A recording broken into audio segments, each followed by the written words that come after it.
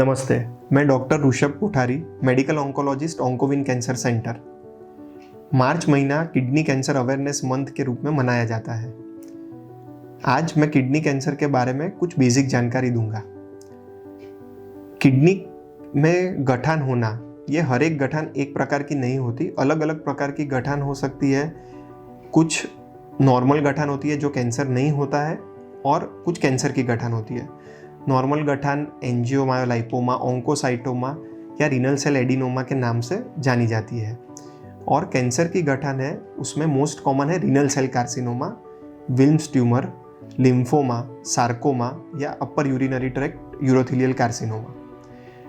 ये गांठ नॉर्मल है या कैंसर की है, ये डिसाइड करने में सीटी स्कैन बहुत ज़रूरी है, और कई बार बायोप्सी से भी उसका कंफर्मेशन किया जाता है। आज मैं रीनल सेल कार्सिनोमा, जो किडनी में होने वाला सबसे कॉमन कैंसर है, उसके बारे में जानकारी दूंगा। रीनल सेल कार्सिनोमा भी अलग अलग प्रकार के रहते हैं, clear cell carcinoma, non clear cell carcinoma. अभी रीनल सेल कार्सिनोमा होने के कारण क्या है? रीनल सेल कार्सिनोमा होने का कोई एक कारण नहीं होता है, पर उसके लिए रिस्क फैक्टर्स रहते हैं। ये ऐसे फैक्टर्स है जो अगर पेशेंट में है तो रीनल कैंसर होने का संभावना या किडनी कैंसर होने की संभावना बढ़ जाती है। यह उम्र, मेजॉरिटी रीनल सेल कैंसर्स या किडनी कैंसर्स 50 ईयर्स से ज़्यादा की उम्र में होते हैं। पुरुषों में किडनी कैंसर ज़्यादा देखने में मिलता है स्त्रियों के कंपैरिजन में।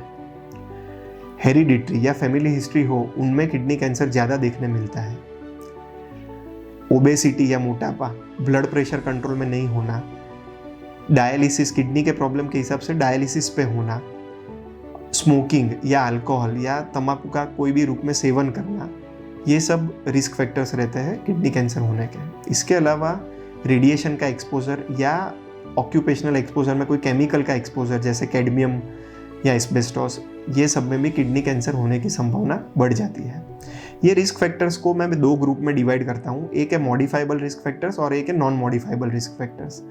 मॉडिफाइबल रिस्क फैक्टर्स वैसे है जो हमारे कंट्रोल में है और जिससे मॉडिफाई करने से किडनी कैंसर होने की संभावना हम कम कर सकते हैं, जैसे ब्लड प्रेशर कंट्रोल में रखना, बॉडी वेट कंट्रोल में रखना, एक्सरसाइज रेगुलरली करना, स्मोकिंग, अल्कोहल, टोबैको कोई भी फॉर्म में अवॉइड करना। अगर किडनी का प्रॉब्लम है तो उसको कंट्रोल में रखना, जिससे डायलिसिस या क्रोनिक किडनी डिसीज अवॉइड हो सकता है। तो ये सब मॉडिफाइबल रिस्क फैक्टर्स है। अगर हम इसको कंट्रोल में रखते हैं तो किडनी कैंसर होने की संभावना हम कम कर सकते हैं। किडनी कैंसर के कॉमन लक्षण क्या है, अभी ये जानेंगे हम। Generally kidney cancer majority cases में कोई अलग कारण से सोनोग्राफी किया है और गठान मालूम पड़ा और इन्वेस्टिगेट किया और किडनी कैंसर की जानकारी हुई, ऐसे डायग्नोस होता है। पर इसमें से कोई लक्षण है जो मैं अभी बताऊंगा तो खास करके डॉक्टर की सलाह लेनी चाहिए। एक है पेशाब में खून आना। जनरली किडनी कैंसर में जो पेशाब में खून आता है उसमें ज़्यादा पेन नहीं रहता है। दूसरा, पेट में या कमर में दर्द होना। तीसरा, गठन महसूस होना पेट में। ये 3 कॉमन सिम्टम्स है किडनी कैंसर के। इसके अलावा अगर जब किडनी कैंसर फैल जाता है, अगर हड्डियों में फैलता है तो दर्द हो सकता है, लंग में फैलता है तो खांसी आ सकता है, सांस फूल सकता है, खांसी में खून आ सकता है। वैसे जो जो ऑर्गन में वो फैलता है उसके सिम्टम्स आ सकते हैं। तो इसके अलावा कई बार वज़न कम होना, भूख कम लगना, वीकनेस लगना, हीमोग्लोबिन कम होना, ये सब किडनी कैंसर के सिम्टम्स हो सकते हैं।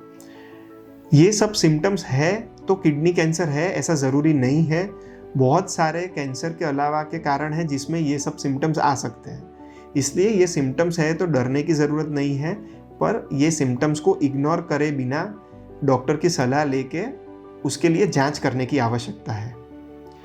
अगर इसमें से कोई भी लक्षण है और आप डॉक्टर के पास जाते हो तो जनरली क्या ट्रीटमेंट होती है या क्या इन्वेस्टिगेशंस होता है, जांच क्या क्या होती है। तो सबसे पहले basic blood test, urine test और सोनोग्राफी करने में आती है। अगर सोनोग्राफी में चिंताजनक गांठ लगती है तो सीटी स्कैन या एमआरआई से कंफर्म किया जाता है कि ये कैंसर की ओर की गांठ लग रही है कि नहीं लग रही है। जनरली सीटी स्कैन से आइडिया आ जाता है, पर फिर भी अगर डाउटफुल है तो कई बार बायोप्सी या एफएनएसी करने में आती है।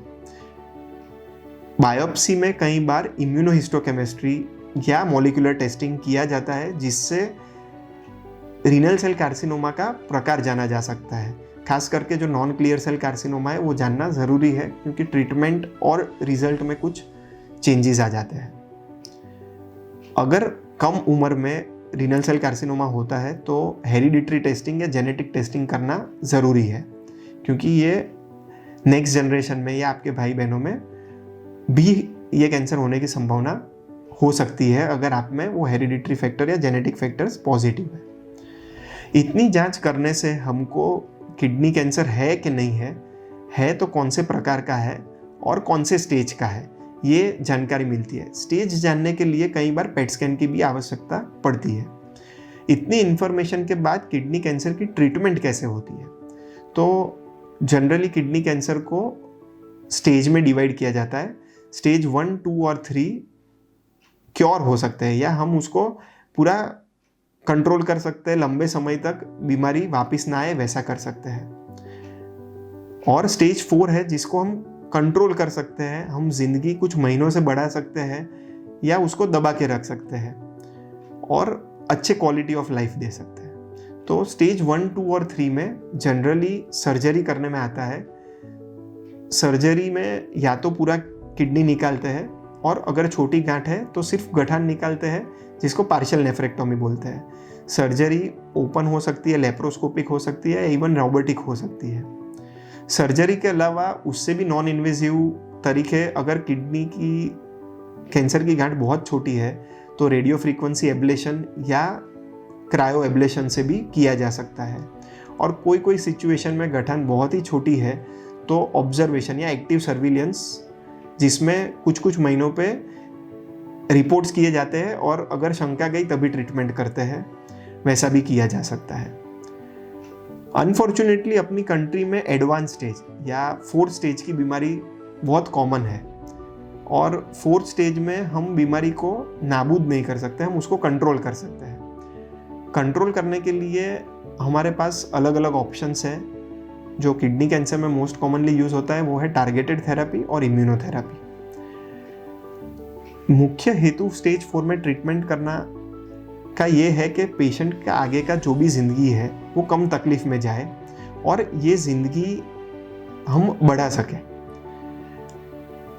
क्वांटिटी ऑफ लाइफ और क्वालिटी ऑफ लाइफ स्टेज 4 में दोनों बहुत इंपॉर्टेंट हो जाते हैं। टारगेटेड थेरेपी टैबलेट के रूप में आती है। जनरली टारगेटेड थेरेपी टॉलरेट करना प्रॉब्लम नहीं होता है, उसका डोज मॉडिफाई करके ज़्यादा उम्र के लोग भी वो टैबलेट्स टॉलरेट कर सकते हैं। टारगेटेड थेरेपी भी कुछ साइड इफ़ेक्ट्स रहती है, पर जो कन्वेंशनल कीमोथेरेपी है उसके हिसाब से टारगेटेड थेरेपी टॉलरेट करना थोड़ा आसान रहता है। इम्यूनोथेरेपी इंजेक्शन के रूप में रहता है, एवरी 14 डेज या एवरी 21 डेज के इंजेक्शन्स आते हैं। और इम्यूनोथेरेपी ऐसी ट्रीटमेंट है जिसमें वो इंजेक्शंस बॉडी में जाके अपने खुद के इम्यून सेल्स को ऐसे मॉडिफाई करते हैं कि हमारे इम्यून सेल्स ही कैंसर के सेल्स को नष्ट कर देते हैं। अगेन उसकी भी साइड इफ़ेक्ट प्रोफाइल काफ़ी अलग है कन्वेंशनल कीमोथेरेपी से, और उसको टॉलरेट करना ज़्यादा उम्र के लोगों के लिए भी मुश्किल नहीं है। जैसे जैसे रिसर्च हो रहा है वैसे वैसे नए नए ट्रीटमेंट ऑप्शंस आ रहे हैं। अभी मेजॉरिटी ऑफ द टाइम हम टारगेटेड थेरेपी और इम्यूनोथेरेपी का कॉम्बिनेशन भी यूज़ करते हैं।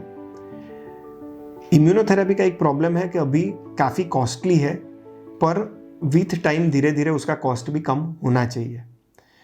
तो स्टेज 4 का भी अगर किडनी कैंसर है तो घबराने की ज़रूरत नहीं है। काफ़ी ट्रीटमेंट ऑप्शंस है जिसमें हम पेशेंट को अच्छी क्वालिटी ऑफ लाइफ और रीजनेबल क्वांटिटी ऑफ लाइफ दे सकते हैं। काफ़ी ऐसे पेशेंट्स रहते हैं जो स्टेज 4 होने के बावजूद भी 2 साल 3 साल अच्छी क्वालिटी ऑफ लाइफ के साथ निकाल सकते हैं।